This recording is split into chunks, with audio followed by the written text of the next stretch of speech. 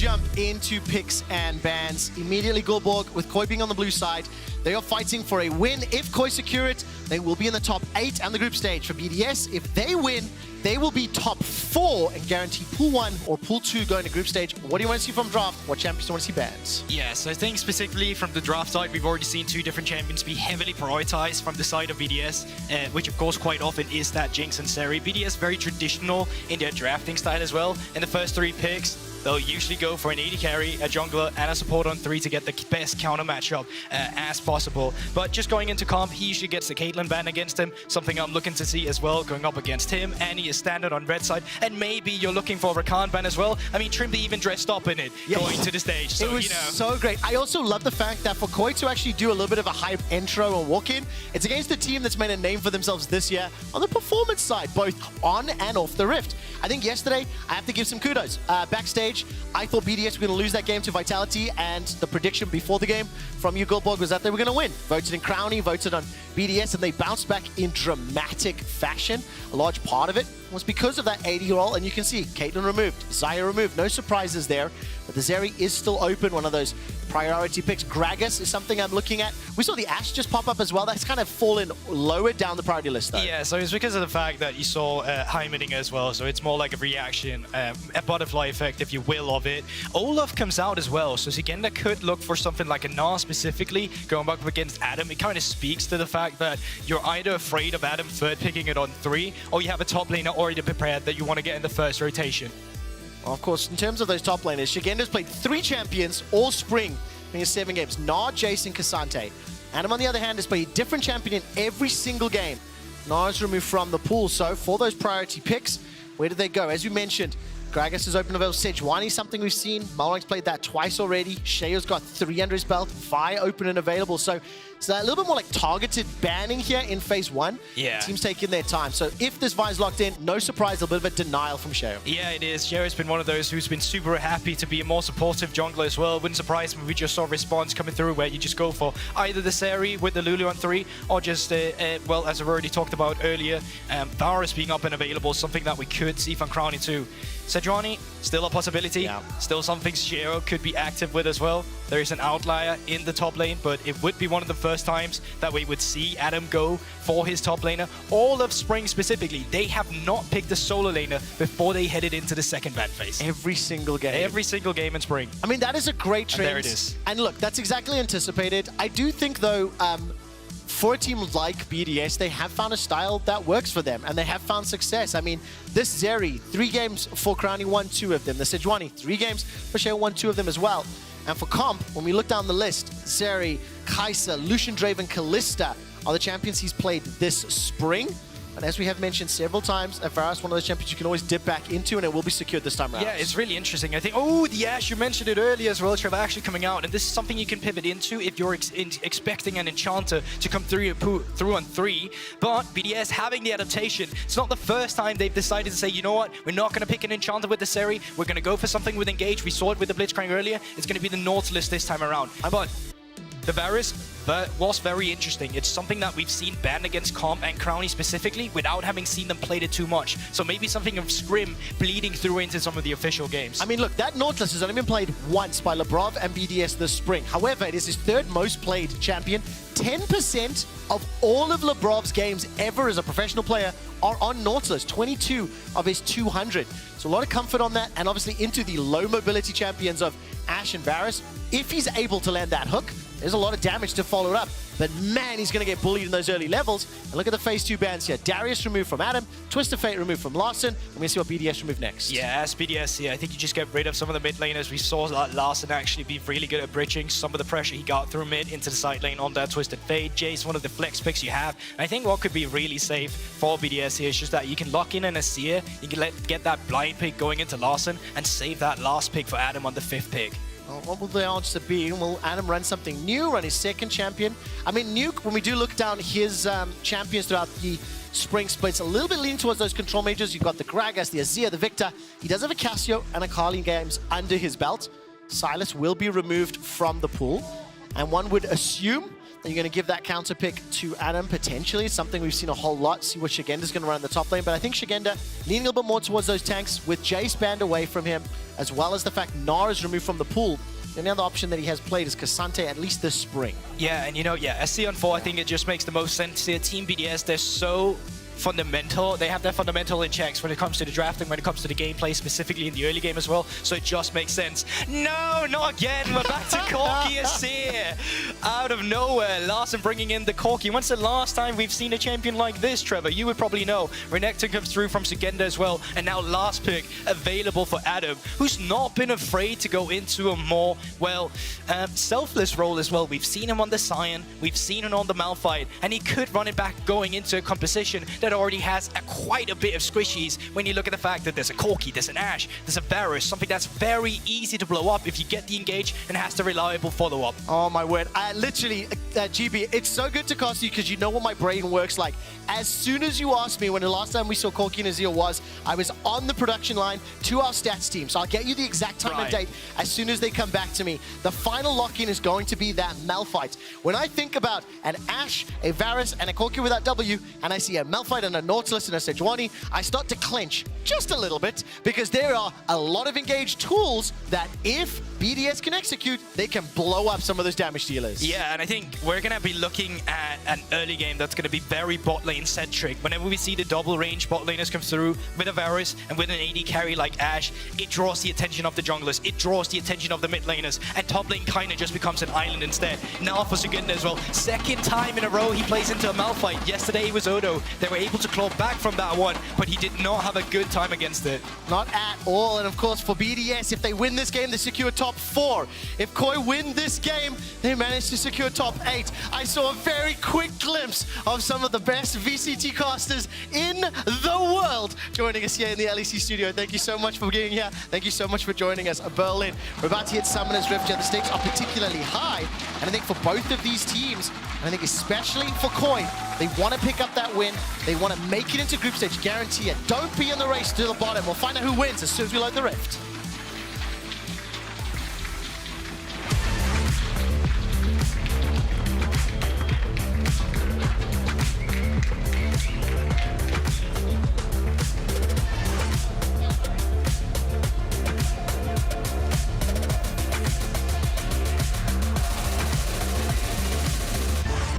I will say just one very quick thing. If that phone comes up and says Neon instead of Zeri, I'll kick you the hell out. Now, getting back into the game, let's take a look at the early game. You mentioned it immediately, Gulborg. You want to look at these duo lanes. I think my eye specifically on Labrov, the early levels going to be a little bit challenging into the Ashe and the Varus. Obviously, the melee champ into the double ranged. But then what do you want to see potentially from either Shio or playing around it? Defensive, do they play somewhere else? Yeah, it could just be either 2 camp into 3 camp into bot lane immediately. So pay attention to some of the rune choices here from Labrov. He's gone for that second win. It is a necessity playing into double AD carry down in that bot side. You need the extra stain. Trimby, quite crucially as well, has already invested in the sweeper. Not placed the ward in the beginning at all, so he has it immediately. So he can sweep out the area around the river, around the tri-push, moving into the bushes in lane afterwards, because bush control and this specific, don't look at me like that with that smile, bush control is so important in this specific lane. And you can see, there we go. How old are you again, sir? You double down, you said it again. Oh, thank you, God, GB, I hate you. So there we have it, the control. Thank you. I will say, during the draft, you asked me about Corki versus Azir. The last time we saw was Summer 22. Larson was actually playing the Azir into Fnatic's Corki. Larson won that game. So it has been 7-8 months since we've seen it. And look, this is exactly what I expected. Labrov is being bullied, finds the dredge line, finds the root, but the damage is just too high. Piercing arrow could be able to do it, forced to flash away, and Labrov escapes with his life. Why did you go in? Yeah, you feel it, okay? It's a tingle. It's like, I can't have an AD carry look at me like this. But look at the summon spells from Trimby. And look at the summon spell from Comp. It is heal and it's barrier. They are way tankier than it seems. Look what it's paired into. It's cleanse from Crowny. And this is why this lane became so suppressive in the beginning of the year, because level 1 engaged champions do not get to play the game whatsoever. And not only that, it's also into the Hail of Blades Ash. That's done so much damage. Look at the minimap. Lebrov's making his way down. Sheo's going to get spotted out by the Hawk Shot as well, so information available to them. And this tower's going to take a beating. Look, this is how the lane was kind of expected, but going in is going to put you even further behind. Yeah, so all you need right now is just extra vision control to track Shio again. Where's he going to be? Can we keep hammering down on the plates instead? Malrang now being spotted, moving around the wolves. Nuke has the intel around this. And for the majority of the early game, once again, Trevor, this is all it's going to be about. Malrang is spending a lot of time bot side, but he still has his blue buff off. At this point in time, though, it is very much a Malrang classic. Very much a Malrang classic. And where does he find the opportunities? Because he has been one of the more creative junglers, been able to find influence in the game. Right now, Shio's camping out in the middle lane. So both junglers shadowing that particular lane and making their way towards bottom. You have to remember, Crowny and Lebrov, they're already down 10 CS right now. And Lebrov's breaking up to help out that blue buff, and here comes Malrang. Yeah, and once again, get that vision control, see if you can push them away from their own jungle. You want bot lane to be completely owned by Koi. For BDS, you need to be patient about it. You need to wait for a mistake, and it might present itself. Trimby's got the flash in the barrier, and I don't think it's going to matter. He stepped too far forward on top of the ward, and he just gets punished. That's exactly what it is. That's a mistake from Trimby. You need to be patient. One mistake, and you get caught off guard. That's why some people are still happy to play the engage into double range, because they know if you get hit, you're dead. It completely undoes the advantage that Comp and Trimby had built up from that level 1. Oh, yeah. The kill was secured by Crowny. He's now balanced out the CS, and he gets the first blood bonus. While that's going on, we did catch a brief glimpse there of Nuke shoving in to Larson into that middle lane. On the top lane right now, Shigenda going for the trade. Ruthless Predator and Call the Meek. That's the one slice. Flash is available. Here comes Malrang. Here comes Shio. Once again, that Kalamik goes out. Shigenda's got the rage. The flash forward. Insta-reply. Man, those trigger figures from Adam was beautiful. They were both ready for that once again. They're still very adamant of wanting to get this wave crashed. He can get it. He can get a favorable back where he doesn't necessarily have to expend his TP. Shio, though, still around, and so is Malrang. Both junglers are completely mimicking each other on the map. Oh, it's waiting for the cooldown. Shio still got the flash available to him, so it's a trade of flashes. Shigenda got his. Adam does not. Shio has his and Malrang doesn't. I will comment that for the first 5 minutes or so, while Malrang has maybe been a little earlier to a potential play, Shio has been shadowing. He's been there just a moment or two later. I don't want to say reading him, that's a strong word, but what we will notice is immediate response. Lebrov roaming. Remember, he moved first to defend blue, set up first blood, and he had the opportunity to make a play mid, but nothing's available to him. Yeah, because BDS probably had the intel that the blue buff had not yet been taking, so if they wanted to look for a skirmish on the top side, they could have done so with the help of Lebrov. But just due to timings and for the sake of Crowny, Lebrov has to head down to bot lane again as soon as possible, or he's going to be starved of XP and minions going into a double range there bot lane. I mean, right now, level 3 there for Lebrov. We'll take a look at the levels. On the side of your screen, you can add him. Seeing at top, followed by Shigenda and Larson. And as you can see, at level 4 and 4, Crowny does have that small advantage for now, thanks to the alone time. But they have to evolve. I have to avoid that CC on the range damage. Oh, that's a hook. Here comes Shio. Depth charge does connect. Comp has still got that flash, and the heal was just used. Here comes Malrang from the side. He'll start to charge up the denting blows. Comp flashes for his life, but Crowny gets him with the right click. Now, looking for the reply. Malrang is getting chunked down, burst down. There's not enough damage from that support Ash. But here comes Nuke, looking for the re-engage. And Zeri will once again find another. Lebrov is landing hook after hook after hook. You gotta run for your life, Malrang. While that is going on, he decides to peel back towards the tower. There's a 1v1 in the top lane. Empress divide, the slide, the glide does not matter. And BDS dominate Koi. Absolute ruthless from BDS there as well. They just have the timing down to perfection. Shio is there way before Malrang on a slow pushed wave, and Malrang needs to be there. Man, fantastic play. I was so ready to throw Lebrov's Nautilus under the bus after that level 1. Well, that's not really... All right, go on. That was justifiable. Go on. What I will say is, every single play since then, the blue buff, the roam to mid, the dive bot, BDS juggled that aggro on the tower damage so exquisitely. Zeri is 3-0-1 at 7 minutes. Yeah, so let's have a look at it. You can see there's a bigger minion wave right now from Comp. Obvious big mistake from Trippy getting caught here. Also huge credit for Lebrov for weaving in that hook right there.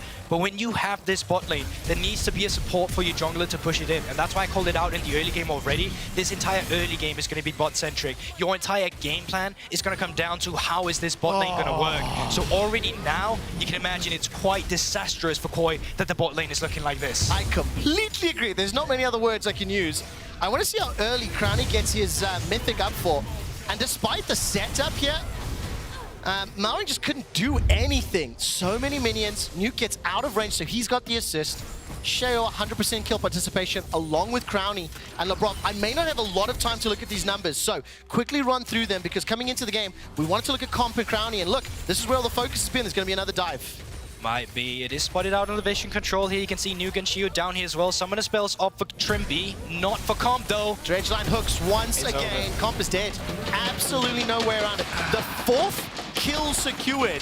Comp's only with 274 gold. This is turning into destruction. The problem is, you have a bot lane that's supposed to be aggressive. You have a bot lane that's supposed to get the plates, and that's the only way that it functions. It doesn't work on the tower. It doesn't work when the other bot lane suddenly gets ahead. And that situation has now happened. It has. Adam, by the way, used the Unstoppable Force. It was replied back with the Dominus. Small advantage for Shigenda, but he hasn't been able to run away with control in that lane. Larssen has been able to generate a 15 CS lead. That's nearly enough gold for a kill to at least separate them.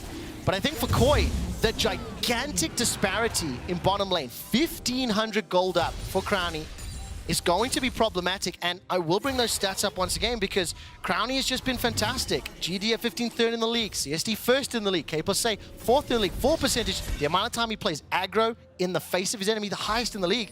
By comparison, Comp and Trimby have really struggled in the 2v2 and the duo lanes. Yeah, it's such a stark contrast to the performance this bot lane used to have, and for something that's... They were so known for playing this specific style as well, with the range down towards the bottom side as well. But I think huge credit to Sheo as well, because he is the one who enables the bot lane of BDS so often. He is the one who's willing to play selfless. He's the one you see on Sejuani, see on Vi, be a complete meta slave for his AD carry. Meta slave. I like that one. The one thing I will say though is, with the gigantic advantage in the 5 kills, it is only 1,200 gold. I realize I'm looking for silver linings here, right? But the Immortal Shield Bow has been secured for Crownie, and he's fighting into a quiver. That's it, right? Gigantic lead. What I'd like to see from BDS is how do they manage to push this? Because the Rift Herald was secured by Malrang, and let's not deny the fact that at some point, if BDS don't manage to press this advantage, Larssen will be able to just pop some kids with that missile barrage. Yep. Speaking of, well, actually, no. I don't think he's under threat. Yeah. I'm not going to go further. Look, it's a beefy boy. This giant rock is going to try chase down Shigenda, clears the wave out. Unstoppable Force will be on cooldown. More importantly for me, teleport available. Herald's going to get charged up. Thank you, Berlin. That's the cheers I like to hear. And it won't take the tower. It will give more plates and more gold to Larssen, who's the only kind of beneficiary here on the Koi side in that mid lane. Yeah, so let's try and present some of those silver linings as well, because you have pick potential as well coming out. Adam, no flash, no flash. ultimate, should just go down here. Yeah, Shigenda's already used his, and Adam will get run down. Denting blows to the face. First kill of the game for Koi. It lands in Malrang's hands, and while that's happening, bottom lane's under threat. Sheo's got the ult available. Pop that blast cone, and let's go for a tower dive. Yeah, there's no TPs whatsoever from the side of Koi. On the side of BDS, though, Nuke still has his. He's got the first move as well, so this should be a tower dive in the making. The mini wave is cleared out. Okay, so good job here from Trimby and Comp. They use the AoE, they use the piercing arrow, the volleys to clear them out. Without the minions, even at this level with the advantage, you can't tower dive. And please do not forget, with the Rift Herald gold, the CS advantage on the top half of the map, this game is dead even. It's going to come down to the Corki, Renekton, Vi versus the Zeri Nautilus. And right now, there's even a battle over the chickens, and Shio's going to be able to get out. Yeah, but you can already see on the minimap right now, the amount of vision that BDS has gathered for themselves. They have full control right now wherever Malrang is moving down towards the bot side. And it's not just about tracking Malrang when he is in the bot side, it's when we do not have vision on him, we know he's top side, and we can safely walk down with Nuke, with Shio, down towards a path in the bot side. Now, Larssen does have Flash and Valkyrie, so should be out. Yeah, manages to escape. Lebrov not in range to go for that depth charge. So Larssen still sticking around for now. Look, 3 members of BDS. Ash Arrow's available. He's in the base. He's going to be fine. I mean, that was so predictable here. What target does it land on? To Nuke underneath the tower. Punch him in the face, Malrang, and shoot him in the back. Larssen to pick up the 2nd kill. And that is the other silver lining. When you get that level 6, you still have the ultimate available. Some Valkyries away. It's becoming a bit of a special for Larssen to dodge these Malphite ultimates. Did it against XL yesterday as well to find that last team fight to get them back in that game. This time around, picks up a kill on the arrow. Sugenda now, with some free time on that top lane, can get that turret plating down for himself. And this is what you need to look for with Yash, because there's no longer any advantage to present to yourself down in the bot side. You have to find it elsewhere on the map, and that's what Koi is doing. The question is, can Larssen dodge every single one of those abilities? Right now, to be able to get out of the singles, but once you have the hook, the ulti from Malphite, the ulti from Sejuani, there are a number of targets that can, a number of abilities that can lock you down. Koi are in the lead. That is not something that I was expecting, and Shigenda once again pressing the advantage. He's got the Black Cleaver completed into some thrift shopping here from Adam. He's got himself a minus CS advantage, and I think more importantly for me, it has felt like Shigenda's controlled this lane. I think it's what you would want to see from a Renekton into a Malphite. And for Adam's few unstoppable forces, he's not found an impact to generate a lead, at least on the top half of the map. Yeah, for Renekton into Malphite specifically, it's about really utilizing the fact that you can shred armor with your secondary Fury E, and Renekton has been really good at doing this game, but something on BDS end instead is the fact that they've had really good Drake control, not just in this game, but throughout all of their games. And now, once again, they are taking control of the red side jungle around that Drake area. Malrang meet Shio, but they just greet each other shortly. Thank you for the picture-in-picture there from our observers. The Ash Arrow will not find the target, I think just a second early. The package has been collected by Larssen. And remember, he can use that package to get great bush control and be able to push BDS back, get rid of them. And that's exactly what BDS is doing. They're respecting the power. The Dragon is up as well. This is the second of the game, but it'll be the first for Koi, and it will be uncontested. So now all of a sudden, the game is completely shifted. It is in Koi's favor. They at least are dictating the tempo. They have bought enough time to stabilize comp in that bottom lane, and they've held onto the towers as well. And this is so great, because with the tempo that the game had, BDS would have been able to get on Soul at 24 minutes into the game. When you look at a champion like Corki, you can't really allow to let that happen. So Koi picking up this Drake, buying themselves that extra 5 minutes is superb. And it's not just the fact that it came down to the package, it's also the fact that Adam did not have the teleport at the time. He did not have his ultimate either. Yeah. And because of that, BDS was forced to forfeit that Drake. I love the call-outs on Adam's ultimates, because I do think he's been a little bit like willy-nilly throwing it around. I'd like to see Adam be a little bit more deliberate with that unstoppable force. You can see now Lebrov making his movements around. Lebrov has been hugely influential in setting up positive plays for his team. He's comboing with Sheo. So 3 members, but Shigena kind of recognizes, started to back away immediately, doesn't stay under threat, and while that's going on cross-map. Yeah, look at the map movement instead, right? You have a scenario where Koi already know that they have the entirety of their top side no longer in their control. Immediately, all the members went down towards the bot side. All the BDS members are going to go up towards the top side here instead. Mid lane can get pushed in. It's quite low, but they're just going to use it to leverage the fact that currently there is no vision for them here, so they don't know what they're walking into. They're going to play it safe. Going to play it safe indeed, and it's still only a 600 goal game separating these teams. Shigena slices and dices over the wall. It's a split map for now. And I'll take this brief moment just to remind you, if you have just joined us, standings on the screen in a moment, right? Team BDS with the win here, they lock top 4. Koi with the win here, lock top 8. Crucially, they get to the bracket stage. They get to the double elimination groups. They get to the best of 3s. And frankly, I do expect kind of both of those scenarios to actually happen by the end of the weekend. We have, what, 13 more games to play, 8 more games to play. And there may be a number of tiebreakers in our future. Because, of course, Vitality also looking to face at the top. I cannot wait, GB. I'm very stoked. But give me a summary of the game, because I thought it was over from level 1. Hasn't panned out.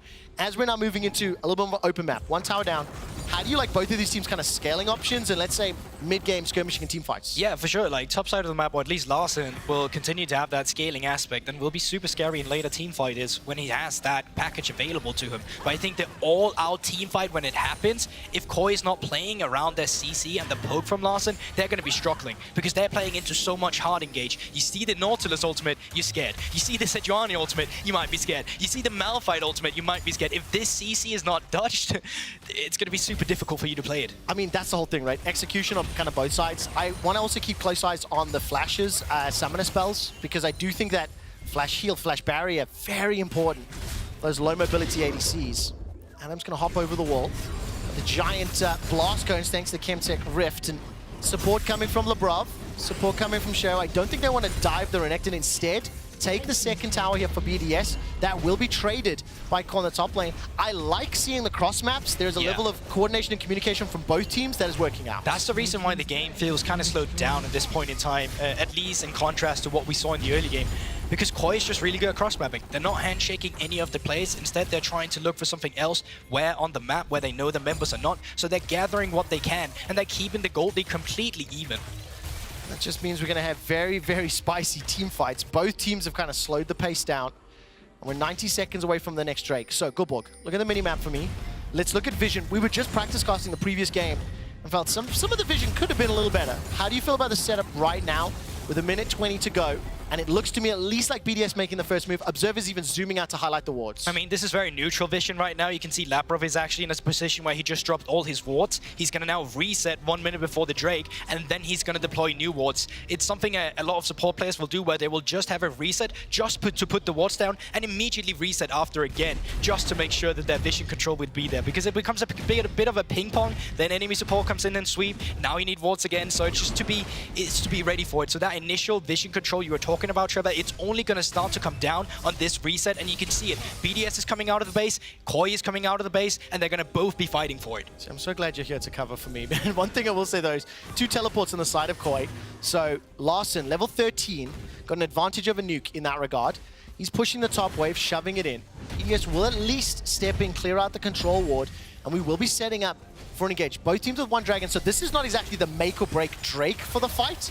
And I think very, very important, keep in mind, Shea's still got that Rift Herald. So if they get drawn into an extended Dragon fight setup, they cannot capitalize or maybe make the best use of that Rift Herald. Yeah, but Larson very happy now. He gets the push out here. His package should be up coming up rather shortly as well. Shio might be forced to utilize the TP if he would join the fight, if Koi was to instantly go down there. But you can already see it now. The vision control and the setup BDS gathered for themselves is strictly superior. And it gives them some time to actually make a move if Koi was supposed to just walk into the river immediately. If you want Koi to win this fight, they need to control Crownie. They need to avoid the quick blades. He's just picked up his second. Labrov will connect onto the Croc. Chain of Corruption is thrown out. The package has been secured, and the Corgi wants to fly, fly, fly, dropping bombs from afar. 7 are up. That's already a gigantic missile barrage. Rift Herald goes out, and Labrov will not find the next target. There's no wards behind the members of BDS, and they are in fact pushed a little bit away. So Koi may have control of the river if they continue to step forward, and it feels like that's what's happening. Yeah, all we're waiting for right now is just a specific engage. Malphite can look for it here, but there's also the Ashe ultimate ready for a Trimby should they look for it. Oh, Missile Barrage goes out. Larson this game gonna need to pump up those damage numbers. He's around 150 damage per minute. The highest he's ever done was 1,230 against SK. And he's got some beefy targets to shoot down. Shigenda gets caught backwards. Cease and desist forward as all of a sudden that dominance is needed to just save Shigenda's life. Here comes the package! Larson, however, cannot find the damage. Defensive flash of the wall from Crown. It's a 1-for-1. The sliding glide, Emperor's Divide is dropped. The BDS should clean up this fight. There's no follow-up. Here comes Malrag with the tempting blows and the re-engage. He's taken out an ace for BDS. And it's the patience, Trevor, here. The fact that you hold your ultimate so long, waiting for Larson to dive in at him. He was so meticulous and patient with that one. And all the ultimates just come layering across afterwards. Nuke with the slide and divide, as you said there. Strictly beautiful. And Crownie was able to flash away from the threats. He had the second item picked up, already had the DPS advantage. More importantly, BDS played that great. Adam will escape with his life. They get a little closer.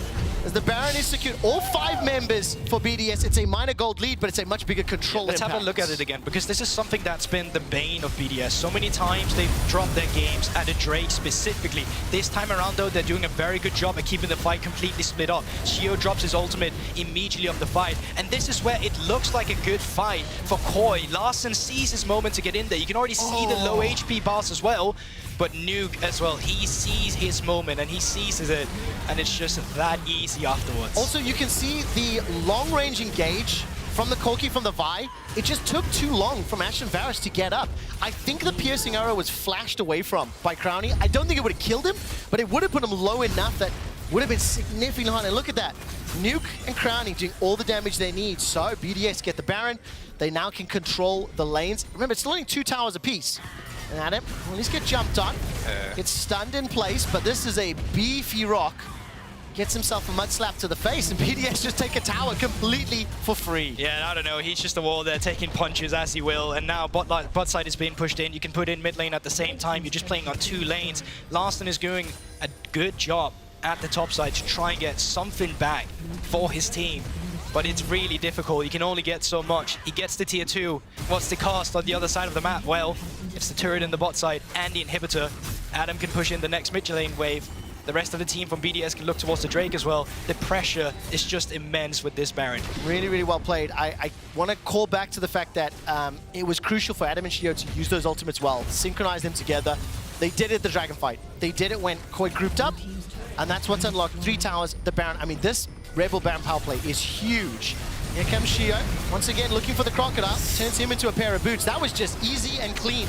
Now in a 5 versus 4, yes, the minion wave has been cleared out, but Koi, they cannot stand toe-to-toe. Despite that, Renekton having some impact in the side lane, he just will not have the same influence in these team fights. Yeah, it's the difference in how the early game was played out. Malrong looking. He's looking, jumps onto Crownie, the shield comes out, but look, nobody can get past the front line. Comp and Trimby are held in place by Adam and Shio. Crownie stepping all the way forward, finally gets taken out by the Missile Barrage. Comp will be the next target, and ultimately that's a 1-for-2 trade that you are happy with. They get themselves another tower, and BDS extend their control and their lead. Yeah, 30 seconds on Larson and Comp, 10 seconds on Sigenda, so I don't think they can end here, but they still get what they came for. Mid lane turret, a couple kills, the resets can come through with the Baron, and you can continue once again. Drake's still on the cards, but let's be honest, that Soul will most likely not be a win condition in this game. No, not the case at all. I mean, look at this engage. What do you think of this engage from Koi? To me, it feels a bit like chasing the loss. I mean, it's desperation as well, but I think it's a good look initially because you have a good setup for it. Everyone of BDS wasn't there just yet. Larson had a good trajectory to get in there with the Valkyrie to set up the ultimate and his Q at the same time, but unfortunately, not just fighting BDS, you're also fighting, well, the inflation on your team. The gold is just not the same. No, it really isn't. That goldie now to 4,000, and just before this next dragon secured, for any newer viewers, as Trimby looks like he's going to get run down. Smacked in the face, Unstoppable Force comes out. Nuke will use those conquering and shifting sands, once again, sending the soldiers forward. It's just so easy for BDS. Any new viewers that have not watched, they placed 9th in Spring 22. They placed 10th in Summer 22. They placed 7th in Winter of this year. And right now, they're on the cusp of winning against Koi, a defending champion from last year. And they're on the cusp of making the top 4 in the regular season, their highest place, and they're earning those victories. Quite honestly, Trevor, I believe BDS has become one of the teams that's the best at playing League of Legends by the book, which is really interesting because it's something that we used to credit Koi a lot with. But BDS, man, they just don't lose. They really don't. Will this be the greatest caster curse? We'll find out in a minute or two. Adam's got no ultimate, so despite him standing in the bush, he did not have control of it. Needs to back away. And for BDS, 4 minutes until the next dragon. They've got 2, so that Soul will take some time.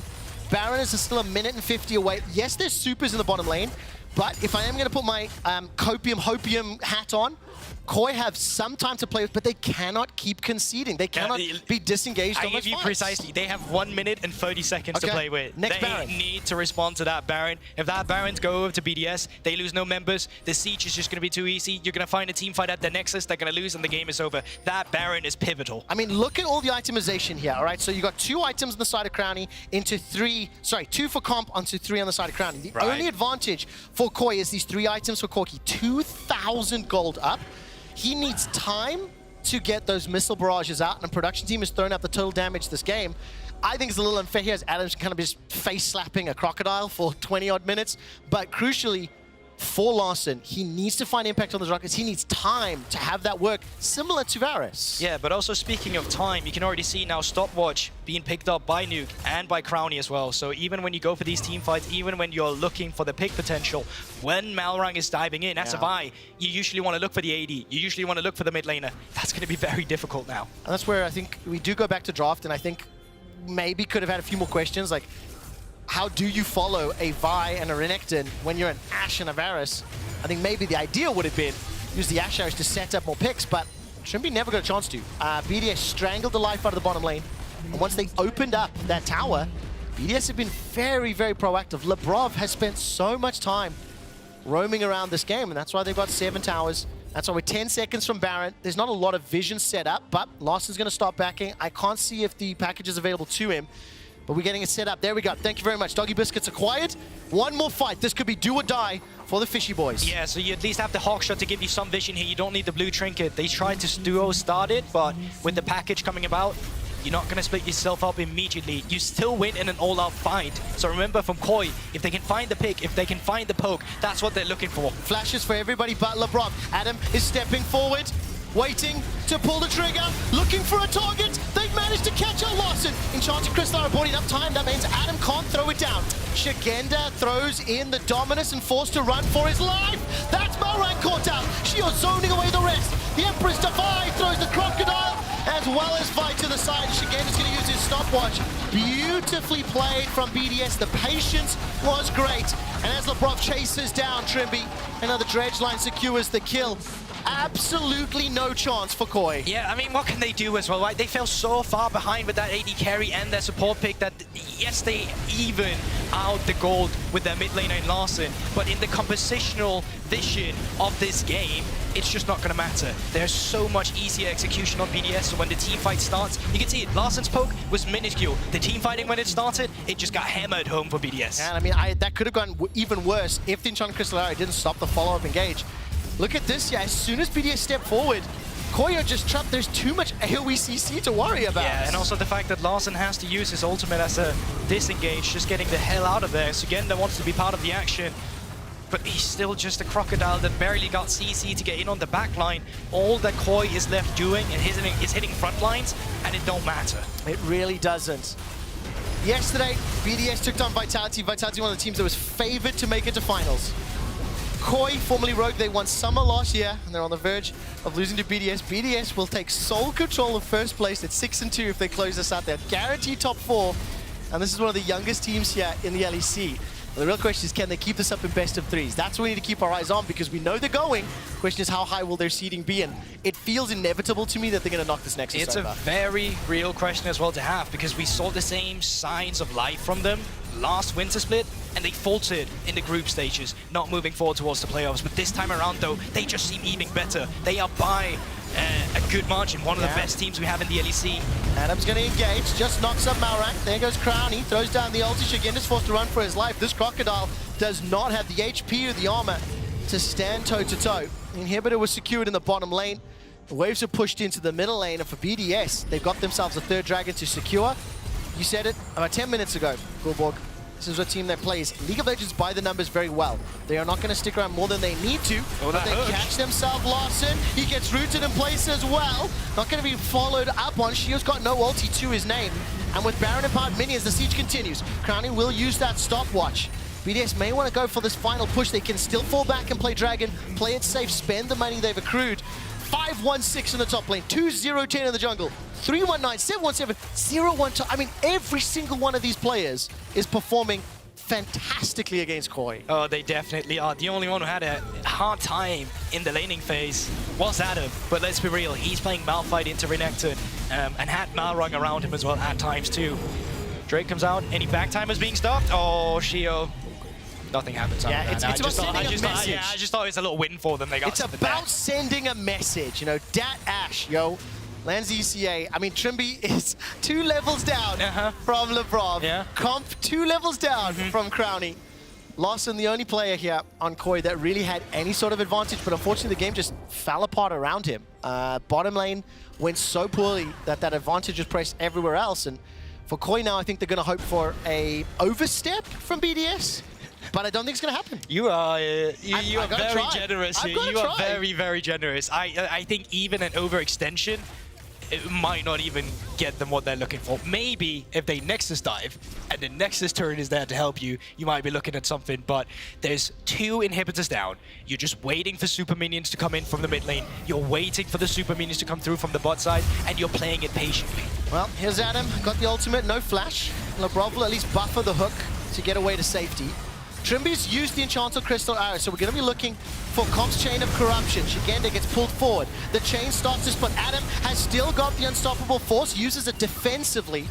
And at the very least, Koi hold the line. They defend the top tower, they defend the top inhib, but they have super minions point, 2 of them in the bottom wave, and they'll at least catch this middle. So Again now, for BDS, they can decide. Do they try go for the slightly riskier push, wait for the next Baron? The options are up to them. Yeah, I think it was a really good punish by Koi there, seeing that they're not under no threat from the minions just yet. They're still in the middle of the lane, in mid lane, still in the middle of the lane down towards the bot side. So they could look for play there without losing anything on the other side. So BDS also little less patient than you would like them to be, but they're just going to go out on resets and they're just going to come straight back out there. Yeah, that seems to be the case. I mean, when you start looking at the total gold throughout the course of the game, I mean, so much difference. 16,000 to 12,000, 8,000 to 6. I mean, it's just gigantic advantages. Larssen, you gotta be a hero. Every single one of the thing for me is, Larssen doesn't have enough time. Shigenda gets burned through so quickly, Malrank dives so deep, that if Larssen is trying to fire those rockets, it also makes him a target for Shero and Adam. Yeah, but the thing is, Larssen is already a threat. Larssen is already doing a lot of good damage. Larssen is already keeping Koi kinda in this game.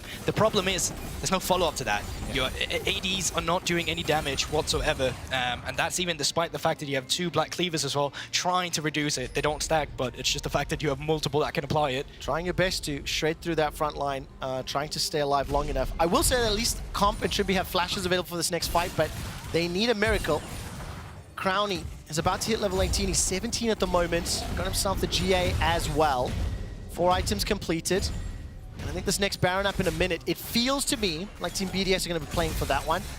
Haven't overstayed really. Haven't overextended into the base. Because again, you do have to respect the fact that once you are clumped up, the piercing arrows, the barrage from Corki, it can have a multiplicative effect. So all credit for BDS. They want to lock top 4. They want to guarantee a pool 1 or a pool 2 seed at worst as we go into group stage. Yeah, 30 seconds on this Baron. You would imagine that this was going to be the last fight. And I say that in kind of quotation there, because I kind of imagine the last one was going to be it as well. Larssen, full build now on the Corki. Nothing left to gain from him unless he just wants an Elixir as well before he moves in towards that Baron. Now 10 seconds on it. And BDS, they do have a hawk shot, so they'll know when this Baron gets started up, but they'll still have to walk all the way there, and they'll have to walk into the engage, into the Lion's Den. Please do not forget, that's a 4,000 gold lead. That is a Flame Horizon plus 130 CS for Larssen. He needs to go gigantic just to buy time for Koi to come back. Baron has been started. It has been spotted by the hawk shot. Trimby, where does the Enchanted Crystal Arrow go? It lands onto the rock, and Shigenda will try to keep the Baron tagged. He starts to back away. Koi are trapped. Look at the base. Look at the base. The Glacial Prison comes forward. Super Minions in the bottom lane. Shigenda's caught inside the pit. BDS is surrounding the Crocodile. Comp, Larssen, and Trimby currently uncontested. But Nuke's going for the win. He's teleported into the bottom lane, and BDS might be losing this fight, or they just might not. Crowny has got so much damage, so much sustain, and standing in front of 3 members of Koi, he is still not taken out. Now all of a sudden, the first stage is focused. Larsen's trying to take out LeBron. The tower has been interrupted. Teleport's now coming in. Inhibitor spawned in the middle lane. Nuke's going so low. Shigenda slices, dices, gets the stun. No. The game's not over. And Koi on the Baron pit. That silver lining's looking bright. Dag, dag, Gulborg. You just called me Dag, I don't even care. Koi finding the team fight. You can argue BDS was a bit sloppy with it as well. They look for a win condition by TPing down towards the bottom side, but Nuke did not have the reliable damage to actually take care of all the structures. Now with this, they pick up the Baron. Can they get the Drake as well in time? Because Crowny's already on it. No one's around to stop him, so it should still be sold for BDS, but the game continues. What was that call? They could have gone for the fight. They had the pincer, they had the AoE CC, they had the item advantage, the gold advantage. And the call was to teleport Nexus. I mean, I'll be honest, I saw the players. Well, I could see, we don't even have to take this fight. I think the problem becomes when you overcommit to play the 4 versus 5, like you can win it. So let's see how it plays out. Again, the call has already come down. We're TPing down bot. You don't have to hard engage. You have to play at arm's length with them. But they decide to fully send it. And by doing so, also sending their own death sentence in this regard. They get cleaned up. They finally are allowed to play the game. And Nuke is not fast enough to take out the Nexus. I'm so sorry, GB. I was trying to say the letters. I got confused. That's okay. Nuke gets taken out. As this replay is playing out, Berlin, I have to ask, do you think Koi will win this game? That's pretty resounding. That's pretty resounding. Koi have got the Baron. Koi have closed the gold deficit, at least as far as the team is concerned. But look at this. Down 59 in the jungle. Down 3,000 in the bottom lane. Ashara connects onto Adam. Really? That's actually crucial. using the unstoppable force to jump away. I'll check the cooldown on that as GB take me through the siege. Yeah, so it's still just down one lane. There's no pressure elsewhere on the map, but Koi can keep that sieging now that they had invested in with Larssen being so far ahead. Minions, though, getting cleaned out, and they're not getting access to actually hitting the turret. It's a 45-second cooldown for Adam. About a third of the way. Once again, Shigenda gets trapped. Shio's thrown out the prison. There's no further follow-up. BDS have some of those initiation tools stolen away from them. Koi not done. Koi not done. 1 second. Ash arrow's available. And he's hiding in the bush. Where does Trimby fire? Holding on to the trigger, but it felt to me like they were looking for that opportunity. Koi are right back into this game. Oh, they definitely are, but they still need to get back because they have the pressure in the side lanes. Minion Wave is pushing on the top side, Super's down towards the bottom side, and this allows BDS to get access to the rest of the map. Finally getting those aggressive wards down as well. Larssen trying to clear the jungle camps. Doesn't really need it, let's be honest. Full items. Only looking for gold now for his elixirs. Okay, don't forget that the soul has been picked up by BDS. So the Elder Dragon is coming up in about 4 minutes. The Baron buff will stop in 30 seconds time, and the bottom lane inhibitor respawns in 2. So for Koi, they found that neutralizing Baron, and I think they were gifted an opportunity that they capitalized on. The call to TP did not work, did not end the game. I do still feel that all of the tools are still favoring BDS. I think their initiation options, that their teamfight options are a little bit cleaner and easier, but they cannot have Adam using the ult to run away. They have to be playing on the front foot. No, but quite crucially as well, Comp has also come online now. Finally having that LDR. The on-hits are finally going to stretch through some of that front line too. And for Koi specifically, can they really keep this as a reliable win condition? We saw it against XL yesterday as well, where it just seemed lost. This time around though, they found one punish on a mistake of the enemy team. They found one team fight, and now they are getting sieged again. With BDS nearing their nexus, going in towards the mid lane off the inhibitor. Can they continue to pull out surprises? Lebrov's gonna be a little bit late to the party. The Sundisk was dropped just behind as Shio and Shigenda are busy trading. The inhibitor down to about 30%, should about drop. Lebrov, Hex flashes forward. Keep your eyes on that Nautilus. He's gonna look for the hook. Finds a target, he can send anyone packing. Comp, Trimby, Larssen, all have their flashes available. Shio goes forward, he's hold on to the prison. Dredge line catches onto Malrang. Crowny drops the ult, that's advantage to BDS. Trimby slime touches, so was Larssen, that's the second kill to Nuke. They managed to catch him. Larsen's pulled backwards. His GAS prompt and Shigenda and Trimby are running for their lives. Under the Nexus, under the steps of their fountain, Koi are finally aced, destroyed in their base, and Team BDS guarantee top 4. Enjoy the roars. They finally get the game done. Was it as clean as they wanted? Most likely not. But either way, it's BDS with a clean early game. A little messy towards the mid game there, but still very dominant in team fights. Only dropped the ball one time. We talked about it, had been some of their issues, but we saw it against Vitality. Dropped it against the Baron yesterday. Still came back in team fights. Today, dropped that one team fight at Baron. Came back again. So they continue to pull out differences. On a scale of B, D, or S, when I think about this game,